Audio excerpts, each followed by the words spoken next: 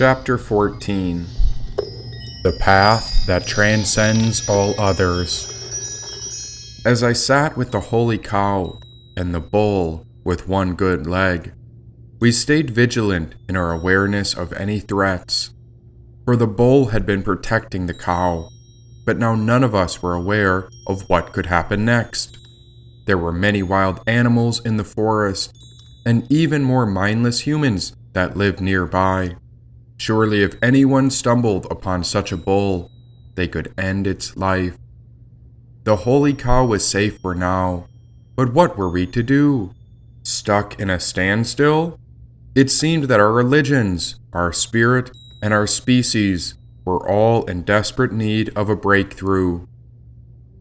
O holy cow and dharmic bull, I wish to support the planet and its religions, but I do not know how. Tell me the best way I can help heal our world religions so we can support the earth. What must I do, or is there a specific religion I must follow? If you listen to your own inner voice, it will tell you where you are now, and so you will learn which method will work best for you in your evolution towards the light you must follow. You are alive and awake. Do not ever go back to sleep. Brave protector, you must always stand to defend the true nature of reality. Truth is before you. It is there within your core. And still you ask me what religion you are meant for? You have vigor and strength, but don't you know what you're worth? Your religion is to protect the holy cow and I. Your religion is that of nature and of this earth, said the bull. Wind began to surge. Now the rain began to cry. I looked up to the heavens and gazed into the sky. There I heard a voice whisper, My friend, why do you weep?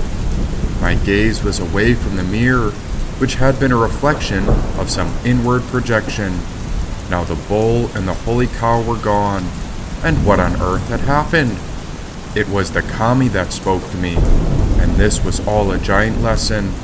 When I looked back into the mirror, I saw the cow and the bull, and so our discussion continued again. But what religion should I follow? What scripture or path is meant for me? I vow to protect all religions, along with the earth, but I do not understand. What can I do to give both of you the relief that you seek? Do you wish that I tell you the truth? Let me tell you the way that is based upon self-control, insight, and absorption. And so, it is called Zen. Here we learn not to be attached to any given religion, said the holy cow. What is Zen? Zen is a separate transmission outside the scriptures, not dependent upon words or letters, direct pointing at the human mind, seeing one's nature and becoming Buddha.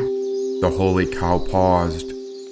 Let us take a look at each of these lines.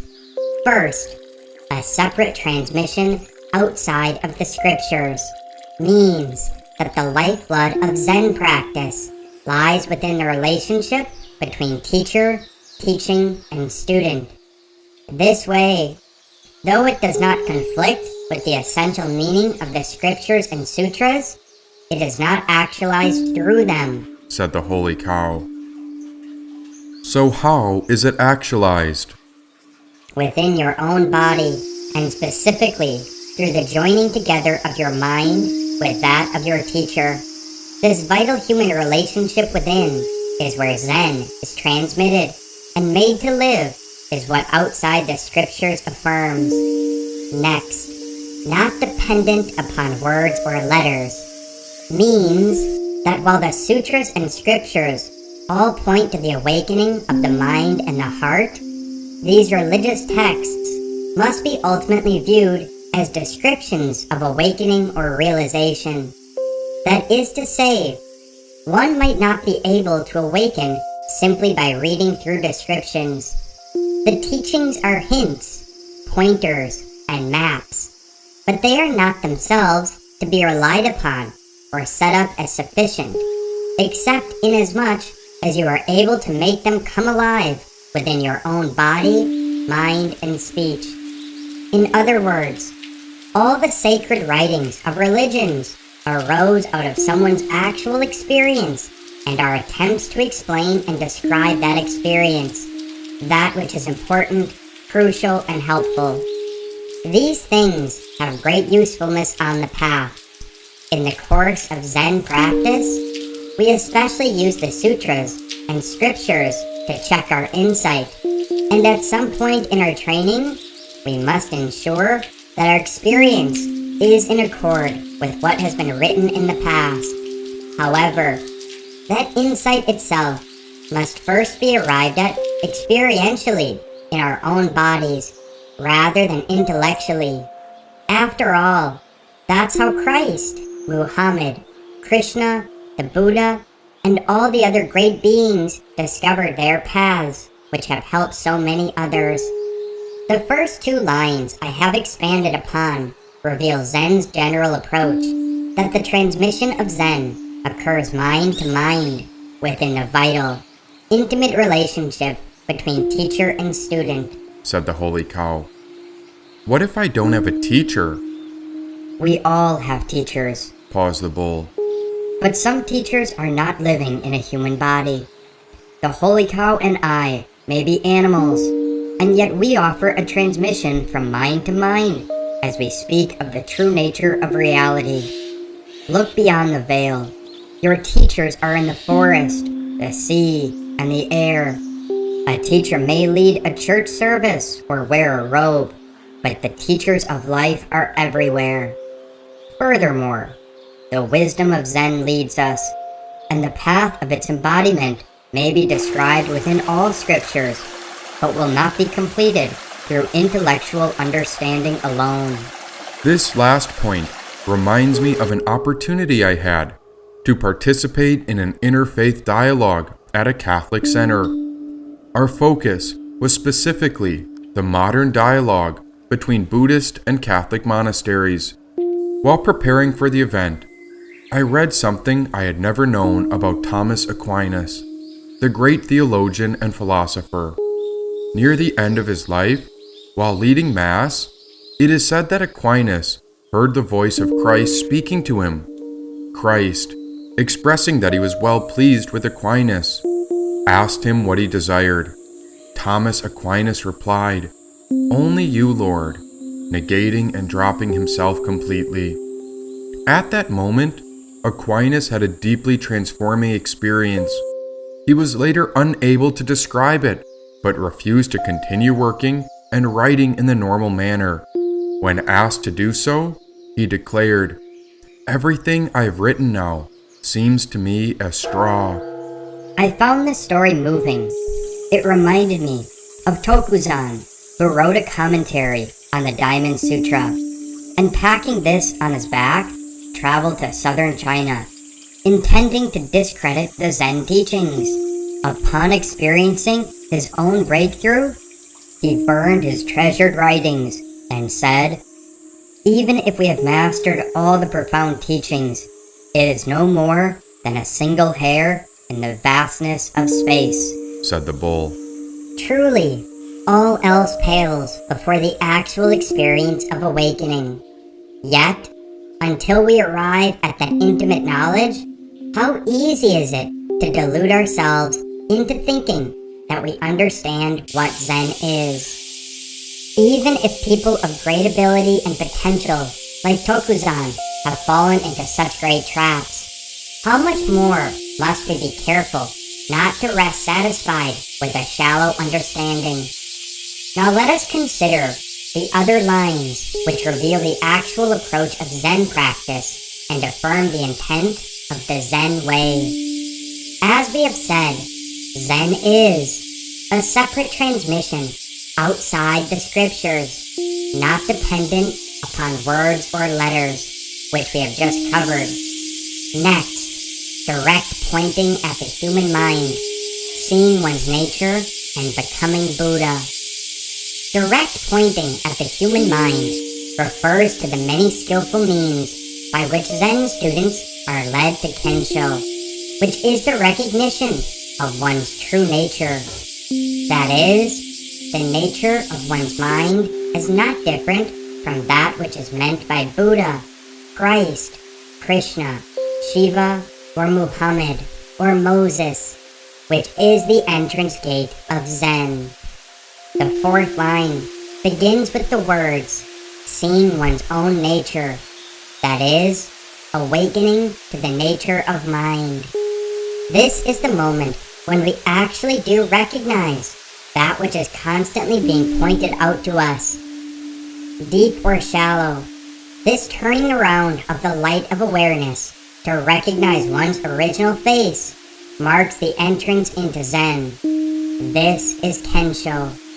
Before Kensho, we do commonly say that we practice Zen, but in truth, we should know that we have not yet actually, in our own existence, affirmed Zen.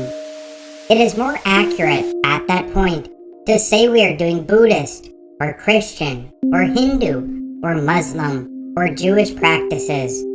But this is not yet really Zen, said the holy cow. And what happens when we have indeed passed through this gate of Kensho? There is still the second half of the last line, becoming Buddha. And this could also be said as becoming Christ, or becoming Krishna, or Shiva, or Muhammad, or Moses. These final words call us not only to give testament to the truth of our nature, which is boundless, but also to fully actualize this awakening, to integrate it, to embody it, and so to realize all the activities of body, speech, and mind in accord with it. Only such embodiment is what we call becoming Buddha. Simply having the recognition of our nature does not mean that we have actualized the full fruition of awakening. The lifelong practice of liberation, which is the real meat and core of the Zen way, still lies ahead. Certainly, though, having gained the confidence of our own experience, we may expect our faith, our energy, and our commitment to deepen from the moment we enter the gate of Zen awakening. This is a special quality of the Zen approach, which takes awakening as both the entrance to the path and the path itself. This is just a brief summary of Zen's general approach and intent. It is not difficult to understand this. It is not even particularly difficult to enter the gate of Kensho. But to actualize Kensho along the lifelong path of liberation can be quite difficult, said the holy cow. So how should we do it then? Simply follow the instructions of your teacher. Give your body and mind to the training, and follow the path of practice that has been clearly laid out by the masters of the past. Rely upon your teacher and community. Then, just throw yourself into it, said the holy cow. But which way must I go? As there are many religions, paths, and vehicles, there is the one that transcends all others. This is the true great vehicle, the original path, the supreme way. It is the vehicle of complete wisdom. So what is it?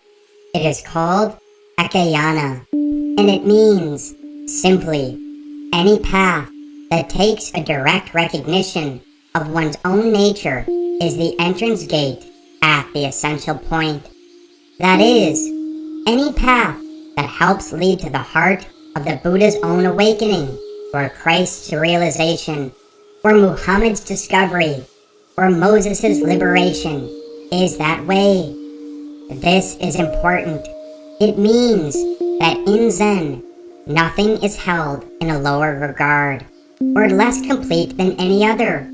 Rather, all paths are used to find the way. Yet there is caution. No matter what tradition, religion, or sect one may follow, you could become trapped by your ego, which wants the only path, or the best way, or the highest religion. The Ekayana, the one vehicle that transcends all vehicles, reveals a universal and inclusive approach that is open to anyone and everyone in any tradition, because it relies upon discovering the nature within our spirit, said the holy cow. So how can we discover that? The supreme method is not any technique of manipulating thoughts, being mindful, or staying in the present moment, but rather to turn around and directly recognize the luminous, boundless nature of one's own soul. We are not looking for secretly transmitted mantras, prayers, or hidden practices, but rather we are seeking the direct recognition of one's true nature, by which the point of all practices can lead us to. The highest transmission and initiation one may receive is this actual awakening, no matter how it is accomplished. The supreme religion is the ascending one, free from all limitations that only awakening reveals, said the holy cow. This is what is meant by Ekayana, the supreme one vehicle, of which Zen is an expression. It does not refer to a single tradition, text, scripture, or method, but any tradition, scripture, text, or method used in a manner that leads to direct recognition of our own intrinsic wisdom is an expression of the supreme way. Zen is one way, said the bull. So whether one attains this realization through Christianity, Judaism, Hinduism, Muslim, Yoruba, Buddhist, whether someone attains insight through direct pointing from a teacher, meditation repetition of the Buddha's name, esoteric empowerment, deity practices, mantra resuscitation, koans, internal cultivation, or any other of the many practices is all good and well. At the moment when we find the entrance to the awakening way, we immediately grasp the essential intention of all religions, methods, and scriptures, said the holy cow. And although we say that the Ekayana approach of Zen transcends all, we do not mean that it is higher than other religions. It means to encompass and unify while simultaneously passing beyond attaching to any one religion. It encompasses and unifies all vehicles, all paths, all religions, all teachers, and all teachings. This is the wondrous path of Zen, the path of liberation within this very body, which has been given to us. This is the supreme vehicle, the vehicle of complete wisdom, our Buddha nature, or Christ's heart.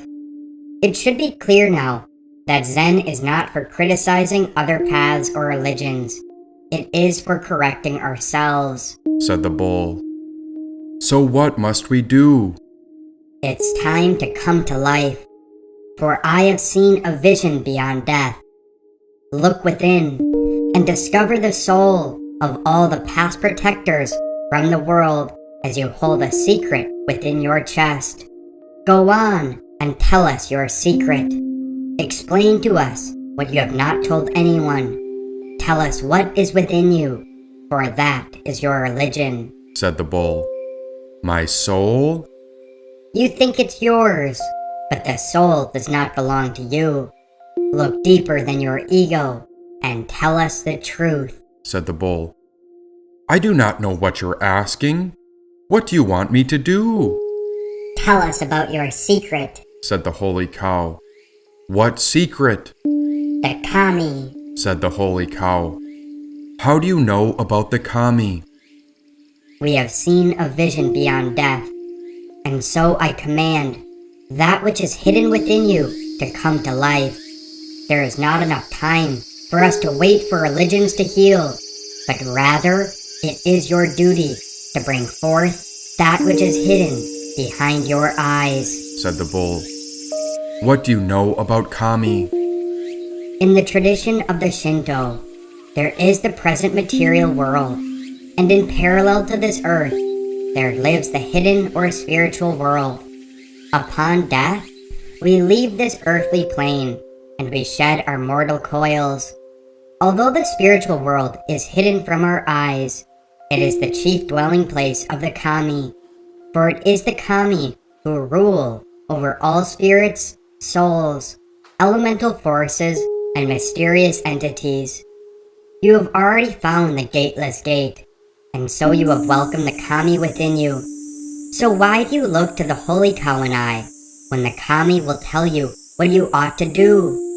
Of course the world needs healing, so do the world religions, but the solution to our current state of affairs may not be found within the traditional religious teachings.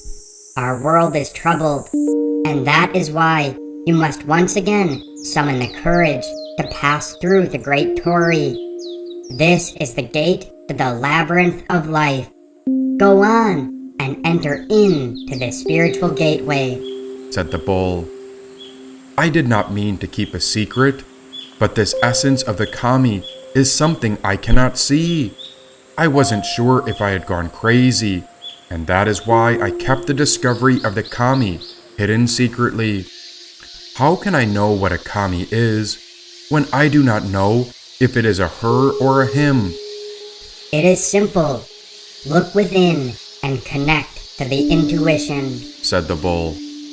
Great and mighty bull, I was led to the great Torei before, but in order to find the center of sacredness, I entered the Father's pyramid and made my way through a vast hallway of mirrors. And what did you see when you gazed upon the soul? What did you find looking back? Surely you have gazed upon the Great Spirit herself. So then what questions did you ask? Said the bull.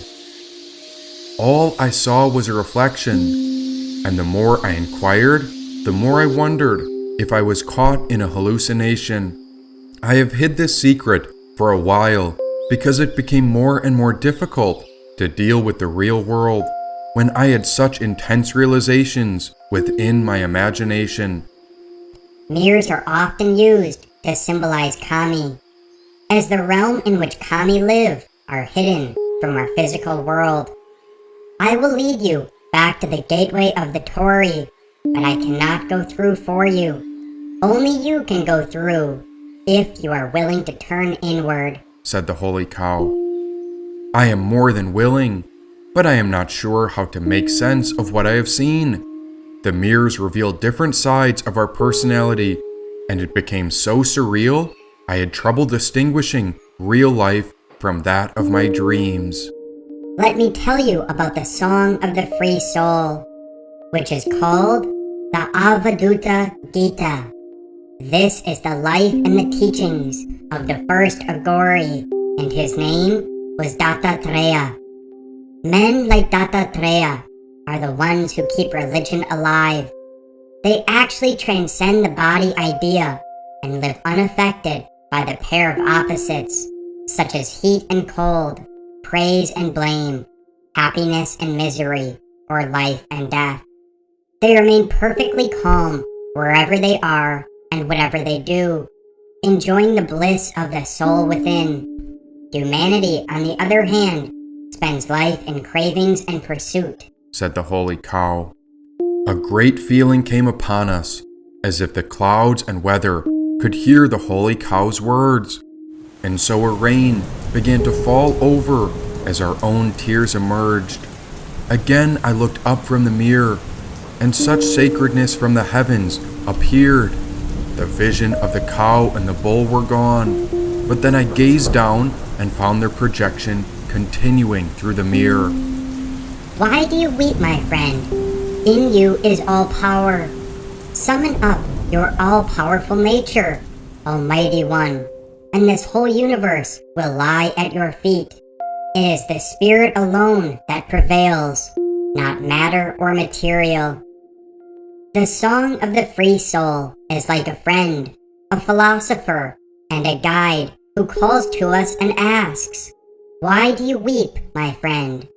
After all, Dattatreya reassures us that he has discovered a technique to break from the shackles of bondage, as he is ready to help others attain freedom which is the goal of human life. Freedom is the song of the soul, and Dattatreya sang this song throughout his life. His philosophy is purely non-dualistic and can be summed up in a few sentences. God is the supreme reality. The world is apparent, like water in a mirage.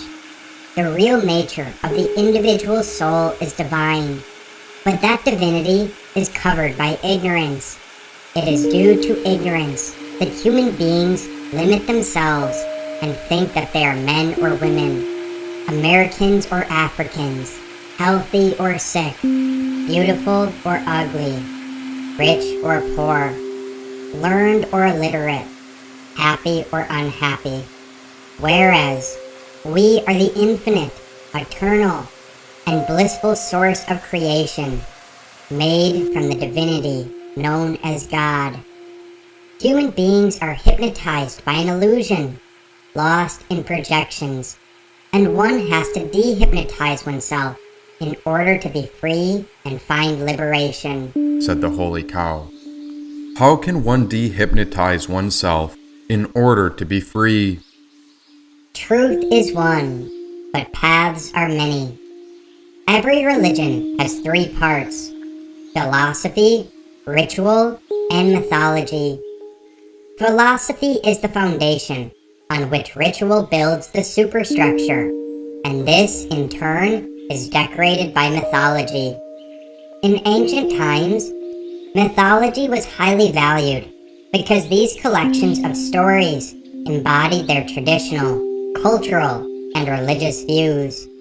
Modern people view mythology with skepticism and feel myths are fables, fictitious stories, unhistorical traditions, and have no practical application in human life.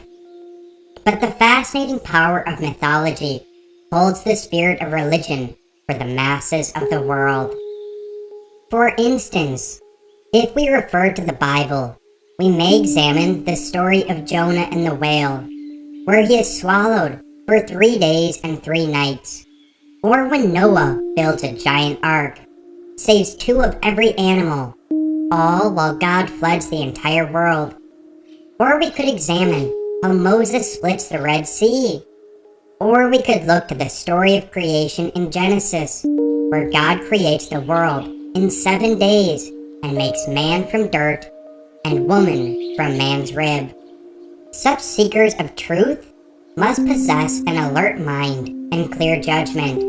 Otherwise, one might simply enjoy these myths as charming tales and miss their teachings. Innumerable stories are found in the Vedas, Puranas, and epics, most of which illustrate the eternal teachings of Vedanta. But it is the teachings, rather than the stories, that are the absolute purpose of the scriptures. The epic poems, like the Ramayana and the Mahabharata, as well as other Puranic stories and legends, sustain the Ram and Krishna legends.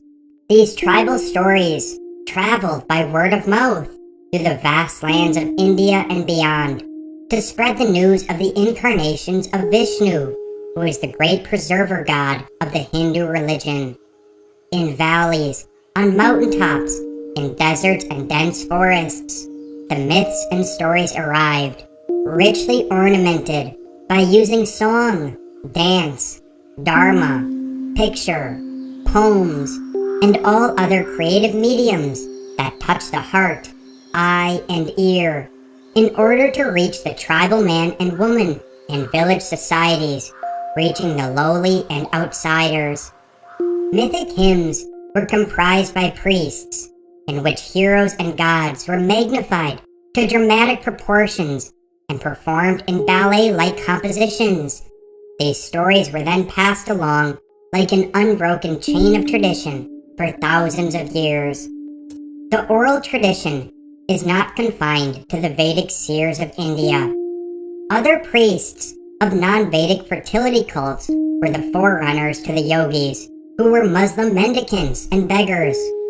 Such yogis would have been wandering homeless ones, holy men, dressed in earth colors with amulets and beads around their neck, ashes on their body and unkempt hair, singing the praises of God and behaving like madmen. These beings were magicians of sorts, and to the ancient yogis, nothing was forbidden. By renouncing the earth and its fruits, they would free themselves from society and moralities. The ancient yogi would often be alone, meditating and seeking God. He and she may have been a sort of magician or sorcerer who was a master of alchemy. They were astrologers, palmists, and jugglers. She is the poet, the faithless lover, the seducer of the mind and heart, who is also a symbol of the awakened woman, singing the songs created for oral transmission, charged with the intensity of perception that is the gift of the wanderer.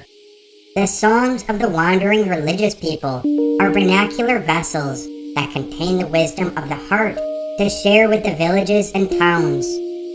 Often the image of the yogi as the magician sorcerer was a practitioner of fierce rites who was wild and fearsome with power and conceived in terms of the sublime, the insane, and the irrational. That leads us to the song of the free soul, the song of Dattatreya, said the holy cow. Now who is Dattatreya? First, there once lived an old holy man who was a leper. His wife, known far and wide for her wonderful chastity, was very dutiful and loving to her husband, nursing him with great care, devotion, and steadfastness. One night, while carrying her sick husband along a road, she passed by a tree under which a hermit was meditating. Since it was a very dark night, the wife did not see the hermit when the feet of her husband accidentally brushed against the body of the meditating hermit. The hermit was furious and cursed her husband, saying, "He who has kicked me and disturbed my meditation shall die at sunrise tomorrow." Naturally, the wife was very upset, but calming herself, she replied, "From tomorrow on, there will be no sunrise." Since what is uttered by a chaste woman must come true, the sun did not rise the next day, and the world was filled with darkness when chaos prevailed. The holy beings went to God the Creator and asked for a solution. God said, "Only power can overwhelm power, and only spiritual practice can surmount spiritual practice. The power of a chaste woman has stopped the sunrise, so we must seek the help of another chaste woman who can counteract her power and restore the sunrise." At God's suggestion, they called out to Anasua, the pure and virtuous wife of the sage Atri. They told her the whole story and asked for her help. Moved by their pleas, Anasuya approached the holy man's wife with sweet words, saying, "The power of your word has stopped the sunrise, and as a result, all of creation is in a chaotic condition. I have come to see if we can reach an amicable agreement. If you withdraw your command and ask the sun to rise again, I shall restore life to your dead husband with my power of chastity." The holy man's wife agreed, and so the sun rose. Then Anasuya kept her promise, and in reply, she asked God as Brahma, Vishnu, and Shiva, the trinity of the Hindu religion, to be born as her son, a wish that was granted. Dattatreya is an incarnation of all three aspects of God, centered upon Vishnu. He was a great sage and yogi who practiced all kinds of austerities and many forms of yoga. He had a magnetic personality which attracted young sages so much that they followed him wherever he went. Dattatreya, however, wanted to be alone, since solitude is more conducive to the practice of yoga. In order to free himself from the distraction of these young followers, he submerged himself in a lake and remained on the bottom for a long time, Still, the followers would not go away. They stayed on the shore of the lake, waiting for him to reappear. Dattatreya then hinted upon another plan to avoid the crowd. He rose from the bottom of the lake in the company of a beautiful woman who was none other than his consort and wife, the goddess Lakshmi. Dattatreya thought that the students, not knowing who the woman was, would think that he had fallen from the high state of yoga, and disillusioned, they would then leave him. But the young sages were not deceived. They knew that Dattatreya was an incarnation of Vishnu and a great yogi, that he was beyond good and evil, and that his outward behavior was a mere show. Consequently, nothing could contaminate him. As a lotus leaf cannot be moistened by the water on which it floats, so the mind of a yogi cannot be touched by worldliness. The young sages reasoned in this manner and remained with the revered teacher Dattatreya. The greatness of Dattatreya has been recounted in many Hindu scriptures. He is described as being worldly, luxury-loving, and carefree. Other times, he is seen as the opposite. The second side of him, of course, was his illusion, which was a mask he wore, which he displayed before ordinary people, hoping they would become filled with disgust or leave him alone. But the wise saw his real nature and stayed in his company, receiving his blessings and boons. The beauty of Indian mythology lies in the fact that by the means of vivid and unforgettable stories, devoid of philosophical argument, practical lessons are presented to ordinary people for their improvement and inspiration. Thus, the legend of Dattatreya keeps us mindful of the supreme goal of human life. Seek God if you want peace and bliss. If you allow yourself to be hypnotized by the illusions of the world, then like the demons, you will be destroyed, said the holy cow. And what did Dattatreya teach? Only a yogi has the right to teach the yogas, and Dattatreya had many disciples whom he initiated into the yogic mysteries. Dattatreya taught that if you want to attain perfection in austerity, yoga, or spiritual practices, you need tremendous perseverance. This is the first indispensable qualification, and from here, you can attain anything you choose, be it enlightenment, union with God, or to be in the highest position on earth.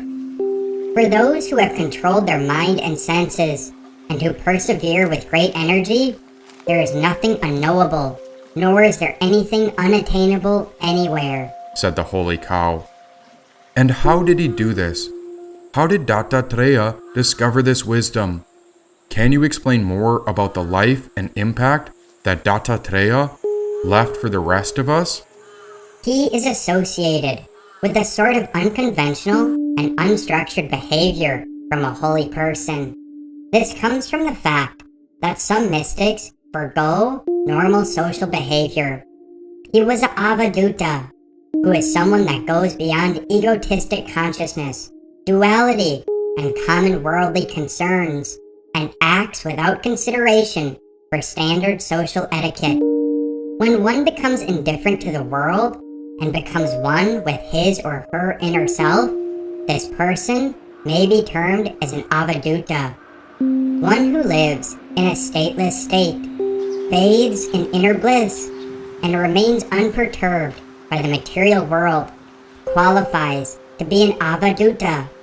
An avaduta is free from truth and lies, sin and virtue. He or she is just their own.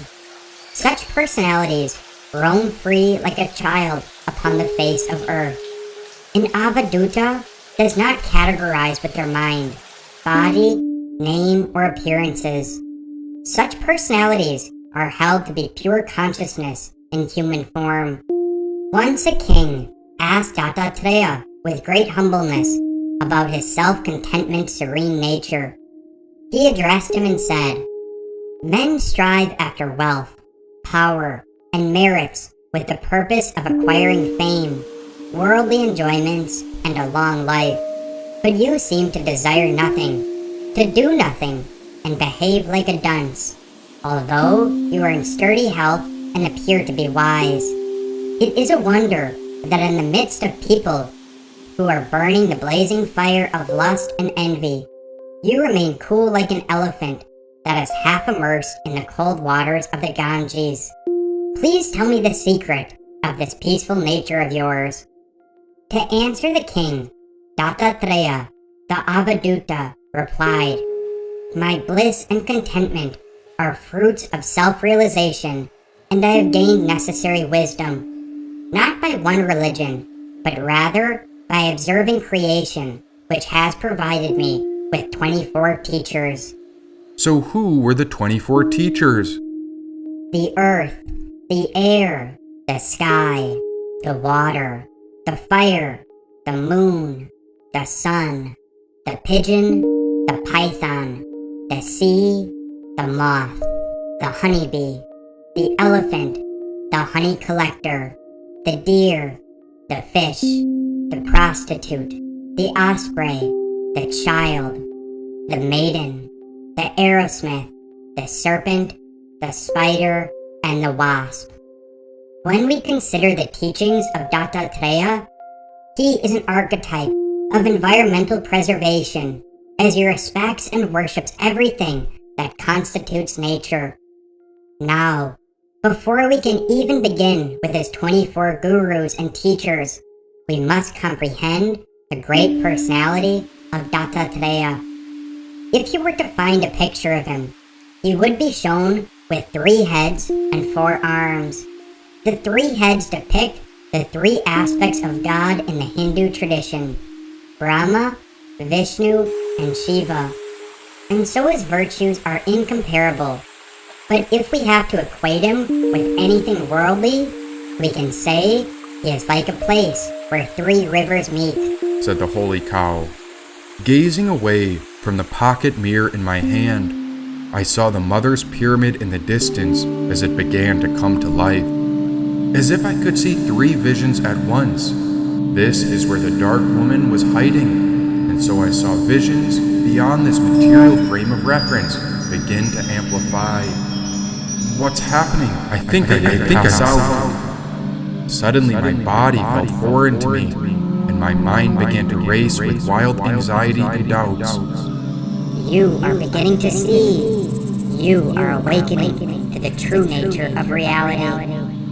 Go forth into the great pyramid of the Divine Mother and sing our song, the song of the ever-free, said the kami. But who will protect the holy cow and the bull?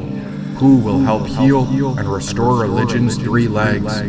And if the bull isn't strong enough to look after the holy cow, I fear that the spirit of earth and the spirit of religion may end up dead.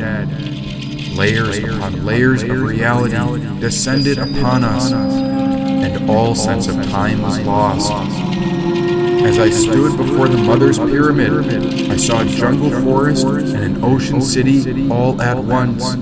Now 4 dogs came out from the brush, and they surrounded the mirror, which held a vision of the holy cow and the bull. It is our duty to enter into the labyrinth of life, and so the 4 great scriptures will protect the world and its religions while you are gone. Go forth, brave one, sing our song, said the kami. The 4 dogs waited in a circle around the spirit of the earth and the spirit of religions, and I sensed they were not of the relative world, and so I trusted these 4 dogs would protect them. In search of our true nature, I began the journey into the mother's pyramid. Letting go of everything I had known, I began to walk into the great entrance of all inner wisdom.